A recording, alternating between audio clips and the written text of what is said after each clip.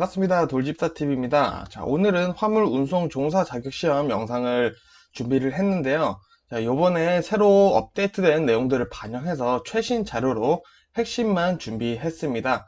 자, 마찬가지로 1과목부터 4과목까지 요약이 되어 있고요. 이 내용들을 한 번 더 요약한 이제 최종 핵심 요약본은 끝으로 제가 올려드리도록 하겠습니다.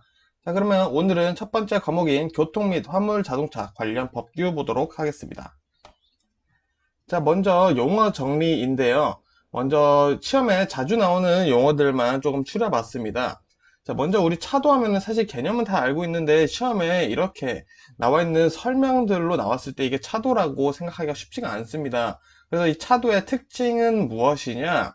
자, 경계가 표시되어 있다라는 겁니다. 자, 인공 구조물로 표시가 되어 있을 수도 있고요. 안전 표지로 구분이 되어 있을 수 있습니다. 자, 그래서 차도는 경계가 표시되어 있다. 그 도로의 부분이다라고 이해해 주면 되고요. 길 가장자리 구역이라고 되어 있는데, 자, 요 같은 경우는 시험에 표현되는 방식이 답이 포함되어 있을 수밖에 없습니다. 자, 도로의 가장자리 부분이란 단어가 중요하기 때문에 요 단어 나온다 하면 바로 길 가장자리 구역이다 라고 하시면 되겠고요. 자, 안전지대 특이점이라고 하면은 보행자나 차마, 자동차 이런 것들이죠. 보행자나 차마의 안전을 위해 설치되어 있는 도로의 부분이다 라고 이해를 해두시면 되고요. 이 모범 운전자의 기준 한번 알아볼게요. 여러 가지 표시장, 이제 표창장 이런 종류들이 있는데 상관없이 표시장을 받거나 2년 무사고 경찰청장에 선발되어 교통안전 봉사활동에 종사한 사람은 우리는 모범 운전자라고 부릅니다. 자, 그리고 주차, 정차의 개념 한번 알아보도록 할 텐데, 주차는 쉽게 말씀드리면은 즉시 운전할 수가 없는 상태예요. 내가 주차를 해놓고 집에 갔을 수도 있고 밥을 먹고 있을 수도 있겠죠. 그러면 주차가 되는 거고요. 정차의 개념은 5분입니다. 5분 이내에 내가 돌아와서 다시 운전을 할 수 있다. 즉 쉽게 말하면 내가 화장실을 갔다 오느라 잠시 주차를 했다. 편의점 가서 뭔가를 사오려고 주차를 했다. 그럴 때는 주차가 아니라 정차의 개념으로 들어간다는 거 알아두시면 되겠습니다. 자, 그리고 시험에 나오는 부분이 또 이제 적재 기준이 조금 나오는데 여기서 말이 굉장히 많죠. 중요한 거 한번 보도록 하겠습니다. 자, 화물 자동차의 적재 기준. 자, 적재 중량의 110%라니까 10%는 초과해도 되는 겁니다. 자, 이 적재 중량 알아두시고 이 길이 너비 중요합니다. 길이는 자동차 길이의 10분의 1, 10%를 더한 것이라고 일단 나와 있고요. 이 너비에 대한 개념이 약간 애매한데 자, 후사경으로 뒤쪽을 확인할 수 있는 범위, 그러니까 내가 백밀러로 뒤를 봤는데 그 백밀러로 인해서 이 적재물로 인해 그 백미러의 시야가 가려지지 않는 것이 이제 규정 너비다라고 되어 있습니다. 그리고 높이 보시면은 지상으로부터 4m라고 되어 있죠. 자, 근데 여기서 통행에 안전에 지장이 없다라고 고시된 도로의 경우에는 4.2m까지 가능하다는 거 알아두시고요. 자, 소형 3륜 자동차는 2.5m, 2륜차는 2m 이렇게 되어 있습니다. 자, 그리고 밑에 있는 내용들 보시면은 자, 여기 전신, 전화, 전기공사, 전기 작업, 수도 작업, 뭐 제설 작업 이런 것들이 있어 이제 공익을 위한 것들이죠. 그래서 공사 또는 작업을 하고 있는 경우에는 화물 자동차의 승차 정원이 넘어도 가능하다라는 내용이 있고요. 그리고 분할할 수 없는 화물 자동차가 있습니다. 그래서 이런 것들, 물건이 너무 크고 무거운데 분할을 할 수가 없는 거예요. 이럴 때는 기준을 적용할 수가 없기 때문에 이럴 때는 중량을 초과해도 가능하다라는 거 알아두시면 되고요. 자, 그리고 안전기준을 넘는 화물의 적자 허가를 받은 경우에는, 자, 폭의 양 끝에 30cm에서 50cm 이상의 빨간 헝겊으로 된 표지를 꼭 달아야 합니다. 자, 요거 고속도로에서 운전하시면은 간혹 보실 수가 있고요. 자, 밤에 운행하는 경우에는 반짝반짝이는 반사체로 된 표지를 달아야 한다는 내용까지 알아두시면 되겠습니다. 자, 안전거리 볼게요. 자, 안전거리 요 내용 굉장히 중요합니다. 1과목뿐만 아니라 여러 과목에서도 자주 나온 내용인데 여기서 확실하게 잡아두시면 더 공부하실 필요는 없고요.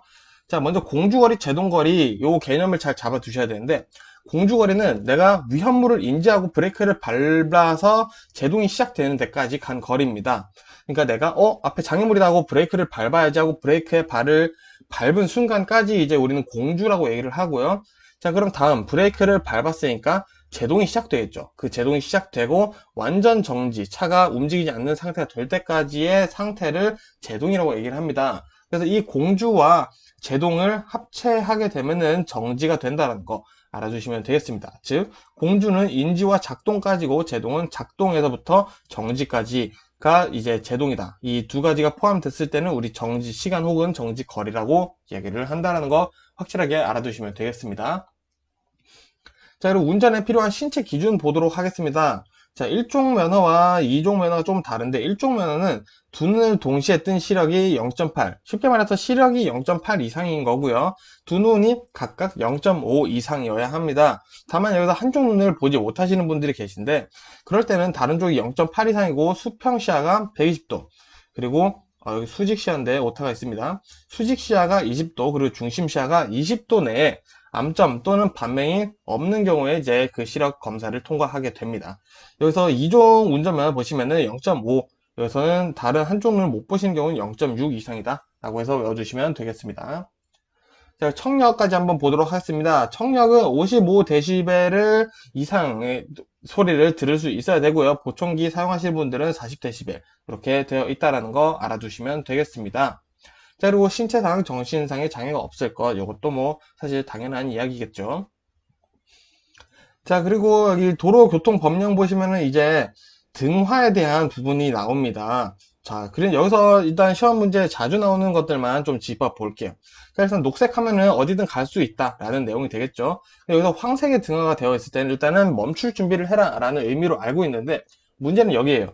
교차로에 내가 진입을 한 상태인데 황색이다. 그럼 멈춰야 하는가? 그렇지가 않고요. 그럴 때는 신속히 밖으로 진행해야 한다. 그래서 즉 황색이 켜졌을 때 교차로에 진입했는지 안 했는지에 따라서 꼬리 물기가 판명 난다라는 거 알아두시면 좋겠고요. 적색 등화 마찬가지로 멈추라는 얘기죠. 자, 근데 여기서 황색 등화의 전멸과 적색 등화의 전멸 차이가 있는데, 자, 조심해서 지나가라라는 얘기는 맞습니다. 다만 적색 빨간색으로 전멸되고 있는 신호등이 있을 때는 일단 일시정지가 기본적인 원칙이라는 거 알아두시면 좋겠습니다. 자, 그리고 이제 최고 속도 제한이죠. 자, 요거 시험에 자주 나옵니다. 자, 먼저 일반도로 먼저 볼게요. 편도 1차로에서는 60km가 최고 속도고요. 2차로 이상에서는 80km입니다. 자, 시험에는 뭐가 나오냐? 고속도로가 나오겠죠. 자, 고속도로는 일단 기본적으로 최저 80입니다. 편도 1차로에서는 80km 이상이고 최저 속도는 50km 이상이고요. 편도 2차로 여기서부터 좀 외워주셔야 되는데, 자, 편도 2차로 고속도로다. 그럼 매시 100km까지 가능합니다. 단 80km까지 가능한 친구들이 있는데, 자, 1.5톤 이상 화물 자동차, 특수 자동차, 위험물 자동차, 건설기계 이런 친구들은 최고 속도가 80으로 제한되어 있다라는 거 알아두시면 되고요. 최저 속도는 마찬가지 50입니다. 그리고 지정 고시된 노선, 그리고 그 구간의 고속도로, 그러니까 고속도로마다 다를 수도 있겠죠. 자, 근데 최고 속도가 지정되어 있는 곳에서는 매시 120까지 가능하고, 자, 90까지 가능한 거는 마찬가지로 1.5톤을 이상하는 건설기계나 이제 화물자동차, 특수자동차 이런 것들이 되겠습니다. 최저 속도는 마찬가지 50km고요. 자, 그리고 자동차 전용 도로에서는 90km가 최고 속도 제한이고 최저 속도가 30으로 쭉 떨어진다는 거 요까지 알아두시면 되겠습니다. 자, 그러면은 이제 통행할 수 있는 차종 한번 알아보도록 할게요. 자, 고속도로 외에서 왼쪽 차로는 승용차 및 경형, 소형, 중형 승합 자동차, 오른쪽 차로는 대형 승합 자동차, 화물 자동차, 특수 자동차, 건설기계, 이륜 자동차, 원동기 자동차 이렇게 되어 있는데, 자, 오른쪽 자동차 내용을 다 굳이 외우실 필요 없고 왼쪽 차로만 외우면은 나머지는 오른쪽 차로로 통행한다라고 외우시면 되겠죠. 그래서 왼쪽 차로만 외워두시는 게 좋고요. 자, 시험 문제에서는 고속도로가 좀 더 자주 나오겠죠. 자, 편도 2차로에서 1차로는 우리가 아는 것처럼 앞지르기가 가능합니다. 자, 그리고 교통량 부득이한 사정으로 80km 미만 주행 시에는 1차로가 가능하다. 자, 이게 무슨 말이냐? 차가 너무 막혀가지고 80km 미만으로 주행하고 있는 상황이에요. 그럴 때는 1차로로 앞지르기 상황이 아니더라도 누구든지 운전이 가능하다라는 거 편도 2차로에서 가능하고요. 자, 편도 3차로도 1차로 마찬가지입니다. 편도 2차로와 같은 내용이 들어가 있고요.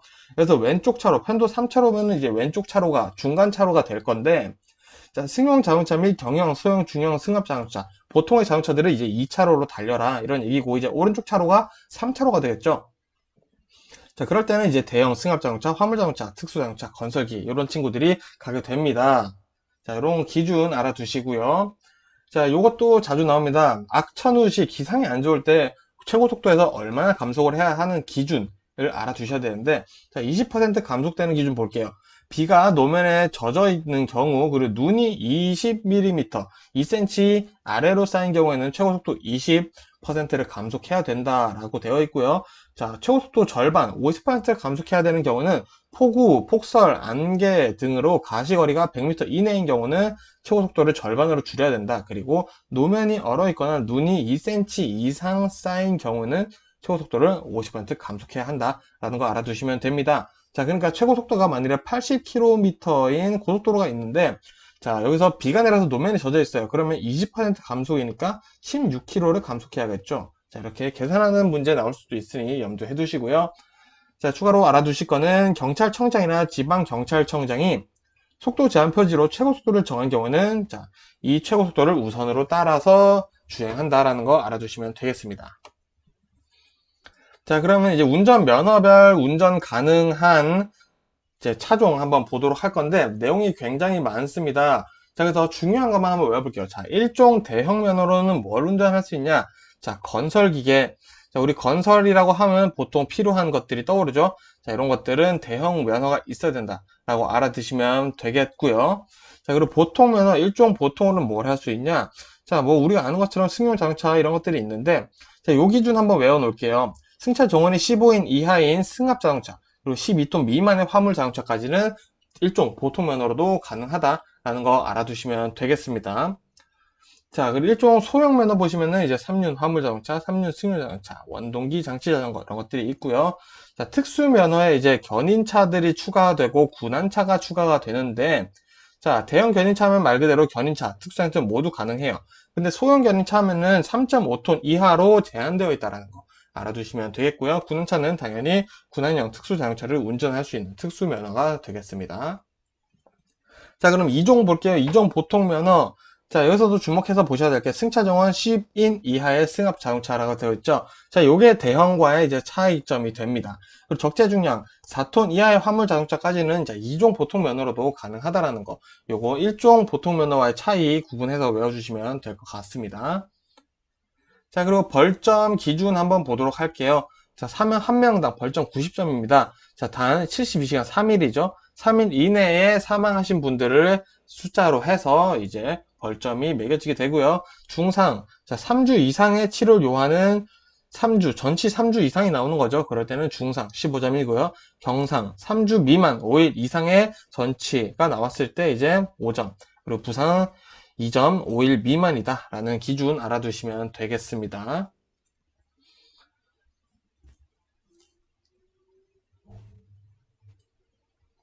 자, 그러면 이제 도주사고 개념 한번 잡아보도록 할게요. 자, 이건 도주사고에 대한 것들을 굳이 외우실 필요는 없고요. 지금 설명 한번 쫙 들어보시면 바로 이해가 되실 겁니다. 자, 먼저 도주사고가 되는 경우를 보면은 피해자를 방치, 거짓 진술, 바꿔치기, 연락처를 거짓으로 남긴 경우, 피해자를 후속만 하고 간 경우, 그리고 쌍방 과실의 경우 과실이 적은 차량이 도주한 경우, 의사를 잘 표현하지 못한 어린 피해자가 괜찮다 해서 조치 없이 간 경우라고 되어 있는데 조금 의아한 거 있죠? 아니, 피해자가 괜찮다고 했는데 이게 왜 도주사고가 되냐? 자, 그래서 굉장히 중요하다. 그래서 중요한 거는 후속 조치라는 겁니다. 후속 조치와 연락처를 남기는 것이 도주사고의 판단이 된다라고 일단 알아두시면 되고요. 자, 도주사고 아닌 경우를 보시면 좀 더 이해가 되실 거예요. 자, 피해자의 부상이 없거나 경미해서 연락처만 제공했어요. 아, 이거는 후속 조치의 개념 중에서 후속 조치를 할 필요가 없을 만큼의 경미한 부상인 거죠. 그래서 연락처를 제공했다라는 게 중요하고요. 그리고 후속 조치를 타인에게 부탁해도 됩니다. 그 얘기를 하고 있는 거고, 사고치를 위임하고 동료가 사고 처리를 했어요. 뿐만 아니라 경찰에게 위임을 해도 요거는 도주사고가 아닌 경우로 됩니다. 자, 그리고 피해자 일행의 위협이 두려워 현장을 이탈한 경우, 자, 내가 사고를 내고 봤는데 저기서 무서운 형님 한 4분이 내리시는 거예요. 그래서 무서워서 내가 도망갔어요. 망치 들고 내리고 그러셔가지고 그런 경우는 도주사고 아니다 라고 할 수 있고요. 사고 낸 운전자가 내 차량 사고 조치를 없이 간 경우는 도주사고 아니다. 그거는 자기 차니까 본인이 문제다 라고 보시는 겁니다. 그래서 도주사고를 정리해 보면은, 자, 일단 피해자가 사망했거나 다쳤는지 인식을 하거나 다칠 것 같아, 죽을 것 같아 라는 인식이 있었다면은 후속 조치를 꼭 해야 됩니다. 후속 조치를 하지 않으면 도주사고가 되는 거고요. 자, 그 상태로 방치하고 이탈을 했어요. 후속 조치를 안 한 거죠. 그래서 사고 초래가 이어진 경우에는 도주사고가 된다라는 거. 이런 개념 잡아두시면 이제 도로사고가 인지 아닌지를 구분을 하실 수가 있을 겁니다. 자, 이제 각종 사고들의 성립 조건을 조금 볼 건데요. 일단은 사고 조건을 볼 때 장소적 요건, 운전자적 과실, 피해자적 요건, 혹은 보행자적 요건, 이런 식으로 추가가 됩니다. 자, 근데 장소적 요건은 보통은 그냥 도로입니다. 그래서 여기 시험 문제 나오지는 않고요. 이제 나오는 건 운전자 과실이나 피해자 요건, 이런 것들이 나오는데, 또 예외 상황이 보통 시험에 나옵니다. 자, 한번 볼게요. 자, 자동차 본래 운행 목적이 아닌 작업 중에 과실로 피해자 사망 경우는 안전사고로 처해지기 때문에 이거는 사망사고로 보지는 않는다. 물론 사망사고지만 이제 과실을 측정할 때에 사망사고로 보지 않는다라는 얘기이고요. 운전자의 과실을 논할 수 없는 경우, 자, 예를 들면은 뭔가 원인이 분명하지 않은 거죠. 그런 경우에는 이제 사망사고로 과실을 측정하기가 쉽지가 않다라고 볼 수 있고요. 피해자 요건 보시면은 피해자가 자살했거나 고의로 사망사고를 일으켰거나, 그리고 운행 목적이 아닌 마찬가지 작업 중이죠. 작업 과실로 인해 피해자 사망 경우에는 자, 피해자 요건에 성립되지 않기 때문에 이 세 가지 요건에 성립되지 않는 게 하나라도 있다 하면은 이 사망 사고에 성립이 되지 않는다는 거 알아두시면 되고요. 이어서 신호 지시 위반 사고 보시면은 자, 당연히 신호 지시를 어기려면은 신호등이 있거나 횡단보도가 있거나 그래야겠죠. 그렇기 때문에 장소적 요건은 보통 시험에 나오지 않습니다. 그래서 피해자적 요건 보시면은 대물 피해만 입은 경우라고 되어 있네요. 이거 중요합니다. 자, 신호 지시 위반 사고를 내가 내버려서 자, 저기는 가로등을 부딪혔습니다. 그래서 가로등이 부러졌어요. 근데 이런 경우에는 신호 지시 위반 사고로 과실을 측정하지는 않는다. 다만 사람이 다쳤다 그럴 때는 신호 지시 위반 사고가 될 수 있다 라고 알아두시면 되고요. 그래서 또 운전자적 과실 보시면은 불강력적인 과실. 자, 내가 이렇게 가고 있는데 뒤에서 신호를 잘 되게 하고 있는데 뒤에서 누가 나를 추돌을 해서 차가 앞으로 밀려나가 버려서 신호를 어겨버리게 된 경우도 간혹 있습니다. 그럴 때는 내가 어쩔 수 없었던 상황인 거죠. 그럴 때는 예외로 해준다 라고 알아두시면 되고요. 자, 시설물 설치 요건 들어가 있는 게 두 가지가 있는데 그 중에 하나가 신호 지시 위반 사고 성립 요건이에요. 자, 아파트 단지 내 특정 구역 내부의 소통과 안전을 목적으로 자체적으로 설치된 경우는 제외한다. 즉, 우리 아파트에서 왼쪽으로 가세요. 혹은 백화점에서 오른쪽으로 가세요. 라고 되어 있는 경우에서 내가 어겨서 사고가 난 경우에는 신호 지시 위반 사고로는 되지 않는다. 법적인 문제는 아니다. 과실은 잡히지 않는다. 라고 알아두시면 되고요. 자, 중앙선 침범도 마찬가지입니다. 자, 전에 보셨던 내용, 운전자적 과실, 시설물 설치 요건 보시면은 똑같죠. 피해자적 요건도 보시면은 대물 피해만 입은 경우에는 중앙선 침범 사고로 보지 않는다라는 거 알아두시면 되겠습니다. 자, 그리고 과속사고 성립 요건 내용이 굉장히 많습니다. 자, 요거는 쉽게 볼게요. 시험에는 뭐가 나오냐? 20km. 요 숫자가 나옵니다. 자, 과속사고는 뭐다? 20km를 초과했는지, 안 했는지의 기준에 입각한다라고 알아두시면 되고요. 또 마찬가지 대물 피해만 입힌 경우에는 자, 과속사고로 보통 과실을 측정하지 않는다라는 것까지 알아두시면 되겠습니다. 자, 그리고 어린이 보호구역 내 어린이 보호 의무 위반 사고인데, 자, 이것도 마찬가지예요. 자, 어린이 보호구역에서 보호 의무 위반 사고 나려면 당연히 어린이 보호구역인 곳에서 사고가 났어야겠죠. 그리고 피해자가 어린이가 상해를 입은 경우, 그리고 운전자가 어린이에게 상해를 입힌 경우겠죠. 그래서 어른이 다친 경우에는 어린이 보호구역 내에서 사고가 나더라도 보호 의무 위반 사고가 당연히 안 된다는 거 알아두시면 되고요. 자, 정원 100명 이상의 보육시설 주변 도로로 보통 지정이 되고 학원 수강이 100명 이상인 경우에도 어린이 보호구역으로 지정될 수 있다는 거 알아두시면 되겠습니다. 자, 그리고 나머지는 이제 횡단보도 보행, 무단횡단 사고, 무면허 사고 이런 내용들인데 자, 다 내용이 일맥상통합니다. 횡단보도 사고가 되려면 일단 횡단보도에서 사고가 나야겠죠. 그리고 횡단보도를 지나던 자전거가 사고 났어요. 과연 횡단보도 사고일까요? 그렇지 않습니다. 왜? 자전거는 원래 횡단보도를 건너려면 내려서 끌고 가야 되는 게 맞기 때문입니다. 그래서 자전거를 내가 내려서 횡단보도를 끌고 간 사이에 차가 와서 나를 쳤어요. 그런 경우는 이제 횡단보도 보행사고라고 할 수가 있는 거겠죠. 자, 무단횡단도 마찬가지. 자, 횡단보도에서 사고가 나야지 이제 무단횡단 사고가 된다. 그래서 보호 의무 위반이 되고 안 되고는 횡단보도에서 일어났는지 안 일어났는지가 일단은 중요시 된다는 거 알아두시면 되고, 무면허 사고도 면허가 있어야지 무면허 사고가 되겠죠. 물론 면허가 없는 상태에서 일어나는 것도 무면허 사고가 되겠죠. 자, 이런 개념만 잡아두시면 문제 푸시는데 전혀 지장이 없습니다. 자, 그럼 3장 이제 화물자동차 운수사업 법령 한번 보도록 하겠습니다. 법령 벌써 재미가 없는데, 자, 1과목에서는 재미없는 부분이 여기밖에 없으니까 집중해서 외워주시면 되겠습니다. 자, 일단 화물자동차의 안전, 운송, 원가, 시민, 의결 고려 사항은 뭐냐? 자, 어떤 원가니까 돈이 들어가는 사항 전부 다라고 보셔도 무관합니다. 인건비, 뭐 감가상각비, 고정비용이 있고요. 유류비나 부품비 같은 변동비용이었죠. 그래서 고정비 그리고 변동비에 포함되는 내용들이 여기에 들어가게 되고 있고요. 상하차의 대기비용, 자, 요거는 예를 들면 그런 겁니다. 1시간 이동시켜 주는데 10만 원을 쓰는 화물차가 있는데 운반하는데 30분이 걸린 거예요. 그러면은 운반할 시간이 결국 30분밖에 없죠.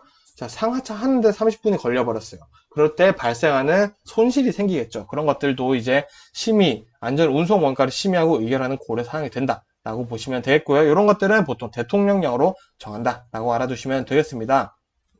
그래서 추가로 위원회는 안전 운송 원가의 적정 이윤을 더해서, 자, 마진은 있어야지 그래도 이분들도 먹고 사시겠죠. 적정 이윤을 더해서 화물 자동차의 안전 운임 심의 의결을 한다. 그래서 즉 안전 운송 원가와 적정 이윤이 안전 운임이 된다라는 거, 요거 특별하게 외워주시면 되겠습니다. 자, 그러면 이어서 화물차 유형별 세부 기준 한번 볼게요. 일단 화물 자동차는 일반형, 덤프형, 밴형으로 나뉘는데, 일단 쉽게 말씀드리면 덤프형은 덤프트럭이에요. 우리가 아는 그 볼보 덤프트럭 생각하시면 되죠. 지붕 덮개가 있고 이렇게 적재함이 윙하고 올라가서 중력을 이용해서 물건이 이렇게 적재, 흙 같은 돌들이 떨어지는 그런 것들을 얘기를 하는 거고요. 이제 배년은 지붕 구조에 덮개가 있는 화물 운송형이다 라고 알아두시면 되겠습니다. 자, 그리고 좀 세부 기준 좀 볼게요. 자, 화물 자동차에는 특수 용도형이 있습니다. 이거는 말 그대로 그냥 특정한 용도를 위해서 만들어진 거기 때문에 시험 문제는 잘 안 나오는데, 특수 자동차의 구분이 이제 견인형, 군안형, 특수 작업형, 요 세 가지가 있다라는 거 알아두시면 됩니다. 특수 자동차에 특수 용도형이 들어갔다, 맞는 것인가 라고 물어보면은 아니다 라고 이제 구분할 줄 아셔야 된다라는 얘기를 드리고 있는 거고요. 자, 자동차 정기검사 유효기간 보도록 하겠습니다. 자, 이렇게 내용이 굉장히 많습니다. 근데 우리는 화물 자동차 시험이기 때문에 화물 자동차에 조금 집중해 볼게요. 자, 화물 자동차 경형, 소형, 승합 화물 자동차는 자동차 정기검사 유효기간이 1년이고요. 자, 사업용 대형 화물차는 2년을 기준으로 2년 이하의 차량이면 1년, 2년 초과면은 6개월이다. 자, 2년 이후로 노후되었다라고 판단을 한다는 거예요. 그래서 너는 6개월마다는 우리가 검사를 해서 잘 굴러간지 확인을 할 것이다 라고 얘기를 하고 있는 거고요. 죄송합니다. 자, 중형 승합 자동차, 대형 승합 자동차는 8년 기준으로서 1년, 6년 나눈다. 그리고 그 밖에 화물차, 자동차들은 5년으로 기준을 나눈다. 그래서 이 2년 기준으로 8년 기준으로 1년 혹은 6개월 이렇게 나눈다. 요것만 외워주시면 생각보다 외울 내용이 없네 라고 넘어가실 수가 있습니다. 자, 그리고 기타 이 밖에 자동차 검사 유효기간 핵심만 한번 보도록 하겠습니다. 자, 일단은 검사 기준 날인데, 자, 적합 판정을 받았어요. 그러면은 그 다음 날부터 계산해서 유효기간을 계산한다는 거 일단은 알아두시고요. 신규 검사는 당일부터 유효기간을 계산한다는 거 알아두시면 되고요. 재검사는 10일만 외우시면 됩니다. 재검사면 10일이다. 이렇게 알아두시면 되고요. 이 과태료 기준이 있는데 이제 종합검사를 받지 않았어요. 근데 만료일부터 30일 이내에 안 받았으면 2만원인데 30일 한 달이 넘었어요. 그리고 114일 이내에는 2만원부터 플러스 알파가 되기 시작하는데 3일마다 만원이 추가가 됩니다. 그래서 만약에 35일이라고 하면은 3일마다니까 31, 34, 37 이런 기준으로 나누는데 35일은 여기에 해당하겠죠. 그러면은 원래 2만원이었는데 3만원, 3만원 추가되니까 3일, 3일 추가되니까 2만원이 더해진 4만원이 된다. 이렇게 계산하시면 되고요. 이제 115일이 넘어버렸어요. 그러면 그냥 30만원, 무조건 30만원이 든다 하는 것까지 알아두시면 되겠습니다. 자, 그리고 화물자동차 운수사업 법령에 규정하는 운수종사자의 준수사항, 자, 보도록 하겠습니다. 자, 부당한 운임 요금 받으면 안 되고요. 정당한 사유 없이 화물 운송 거부하면 안 되고요. 정당한 사유 없이 화물을 중도 하차시키면 안 됩니다. 중도 하차 안 되고요. 화물 운송 거부 안 되고요. 그리고 정당한 운임 요금을 부당한 운임 요금을 이제 요구하면 안 된다라는 걸 3개 알아두시면 되고요. 자, 그리고 화물자동차 운송 사업의 허가사항 변경 신고의 대상 한번 볼게요. 자, 상호 변경했을 때, 그리고 대표자 변경됐을 때, 이건 법인의 경우고요. 화물 취급소의 설치 또는 폐지, 그리고 화물 자동차의 대폐차, 그리고 주사무소 영업소 및 화물 취급소 이전했을 때는 제 운송 사업이 변경됐습니다 하고 허가사항 변경 신고를 해야 된다라는 거 요거 정도는 알아두셔야 됩니다.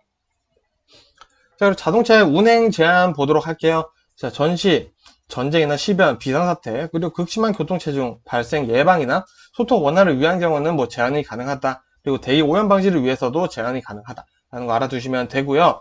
임시 운행 허가는 국토교통부 장관이나 시도지사에게 받을 수 있다. 자, 그래서 한 명에게만 신청할 수 있는 게 아니죠. 이것도 알아두시면 됩니다. 그리고 자동차의 검사 종류는 신규, 정기, 튜닝, 임시, 수리 검사 이런 것들이 있다라는 거 간단히 알아두시면 되겠네요. 자, 그리고 자가용 화물자동차를 사업용 화물자동차로 변경을 할 수가 있는데 누구한테 신고를 해야 되냐? 자, 시도지사에게 신고를 해야 됩니다. 그래서 자, 보시다 보니까 시도지사가 많이 나오죠. 정말 모르겠다, 에라 모르겠다고 찍을 때는 시도지사로 찍는 게 좋습니다. 그래서 시도지사라고 하면 뭐 서울특별시장 뭐 이런 식으로 표현이 될 수도 있으니까 염두에서 알아두시고요. 자, 자가용 화물자동차로는 원래는 운송을 하면 안 되는데 허가하는 경우가 있어요. 자, 긴급히 필요한 상황, 천재지변, 비상사태로, 그리고 사업용 화물자동차나 철도가 불가용, 쓸 수 없는 상황이거나, 영농조합법인 무시하셔도 되고요. 사업을 위하여 화물자동차를 직접 소유하거나 운영하고 있는 경우에는 자가용 화물자동차로 수익 사업을 해도 된다라는 거 알아두시면 되겠고요. 자, 화물자동차 사용 제한 또는 금지 6개월 제한이 되는데, 자, 먼저 자가용 화물차 사용해서 운송사업을 경영한 경우, 자, 허가 사유가 아님에도 불구하고 경영한 경우에는 6개월 제한 혹은 금지가 될 수 있고요. 자, 유상 운송 허가 사유에 해당되는 경우이지만 화물자동차를 유상으로 운송에 제공하거나 임대한 경우는 안 된다. 즉 본인이 직접 하는 건 되는데 임대를 하거나 제공한 경우는 안 된다는 거 알아두셔야 됩니다. 자, 그리고 다들 뭐 운전 적성 검밀 검사를 받으셨겠지만 신규 검사, 특별 검사, 자격 유지 검사 있다라는 거 알아두시고 신규 검사는 3년 지난 후 재취업하시는 경우는 또 해야 되고요. 특별 검사는 중상이나 사고, 음주운전 이런 것들을 낸 사람들, 그리고 행정처분 점수가 81점 넘는 사람들, 그리고 자격 유지 검사는 65세에서 70세 미만, 그리고 70세 이상, 즉 65세 이상이신 분들은 자격 유지 검사를 받아야 한다는 거 알아두시면 되겠습니다. 자, 자동차 말소 등록 사유 간간히 시험에 나오기 때문에 보셔야 되는데, 자, 일단은 반품된 경우, 차량이 초과된 경우, 그리고 수출하는 경우, 그리고 연구 목적의 경우, 그리고 본래 기능 회복할 수 없거나 멸실된 경우, 자, 폐차하는 경우겠죠. 자, 이런 경우에는 이제 말소 등록을 꼭 해야 된다. 자, 그럼 말소 등록은 언제 해야 되냐? 이 사유를 발생한 경우, 혹은 이 사유를 내가 알게 된 날로부터 1개월입니다. 그리고 번호판 봉인은 시도지사가 한다. 역시나 시도지사가 하는 게 많습니다. 자, 과징금의 용도 한번 보도록 하겠습니다. 과징금의 용도. 자, 우리가 과태료 이런 거 뭐 잘못하고 하면 이런 거 다 모아서 어디다 쓰냐 이거죠. 그래서 시험에 자주 나옵니다. 자, 먼저 벽지 노선, 수익성이 없는 노선, 대통령 노선은 이제 손실의 보전 이런 것들 이제 이용을 하고요. 그리고 운수 종사자의 양성이나 교육, 그리고 자질 향상을 위한 지도, 업무 이런 것들을 수행하는데 이제 교육하시는 분들도 계실 거고 그 시설의 관리 비용도 있겠죠. 그런데 과징금을 사용을 하고 있고 터미널 건설하는 데 사용을 한다. 터미널 정비 확충하는 데 과징금을 많이 사용하고 있다라는 거 특이한 거 하나 있죠. 그리고 이 밖에 여기 자동차 화물 운수 사업 마찬가지고요. 경영 개선 그리고 운수 사업 발전을 위하여 필요한 사업에 과징금을 사용을 하고 있다라고 이렇게 정리를 해주시면 되겠습니다.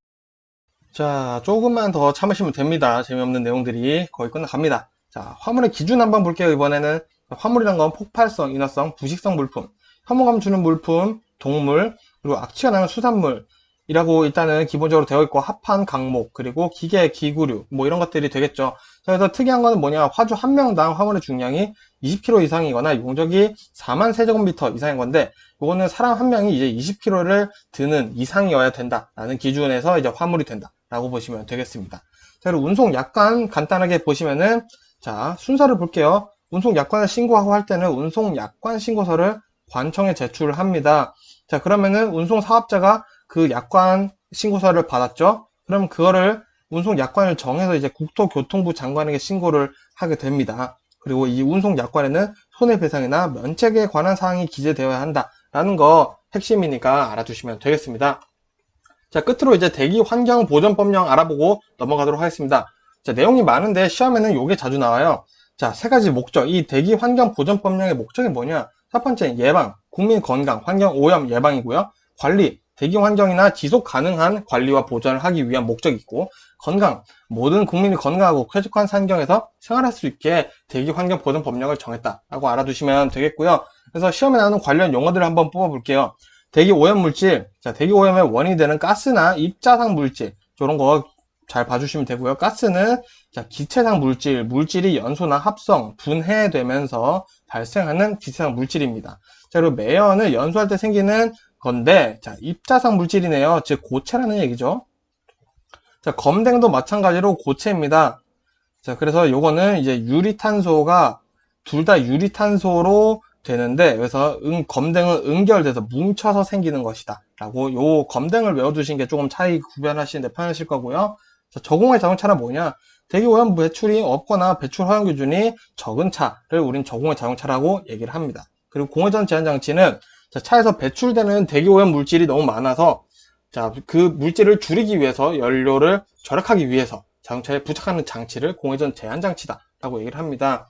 그래서 저공해 자동차로 이제 전환 개조 명령을 할 수가 있는데 요거를 안 했을 경우에는 300만 원 이하의 과태료가 나온다는 것까지 알아두시면 되겠습니다. 자, 끝으로 대기 환경 보전 법령에서 나올 만한 문제가 자, 공회전 제한 장치 부착 대상 차량입니다. 자, 요렇게 내용이 긴데 자, 읽어보시면은 뭐야 별거 아니네. 뭘까요? 버스, 택시, 화물차 이 세 개밖에 없습니다. 근데 뒤에 있는 내용 읽어보시면은 다 해당되는 거예요 그냥. 근데 굳이 이렇게 적어놨다는 거. 그래서 공회전 제한 장치 부착 대상 차량은 버스, 택시, 화물 운송차다라고 알아두시면 되겠고요. 자, 추가로 원동기 가동 제한 위반 시 처벌은 1차, 2차, 3차 나눠지는데 전부 다 과태료는 5만 원이다 라고 알아두시면 되겠고요. 자, 그럼 이 공회전 제한 장치를 누가 부착하라고 명령을 하냐? 마찬가지로 시도지사가 명령을 한다는 거 알아두시면 되겠습니다. 자, 그래서 1과목에서 나올 수 있는 내용들 최신 버전으로 제가 조사를 해서 다 업데이트 시켜 놓은 거고요. 자, 그래서 1과목에 여기 있는 내용들 정도로만 공부를 하시고 충분히 숙지를 했다라고 하신 상태에서 시험을 보러 가셔도 전혀 무관하다라는 거 말씀드리면서 오늘 영상은 여기서 마치도록 하겠습니다. 감사합니다.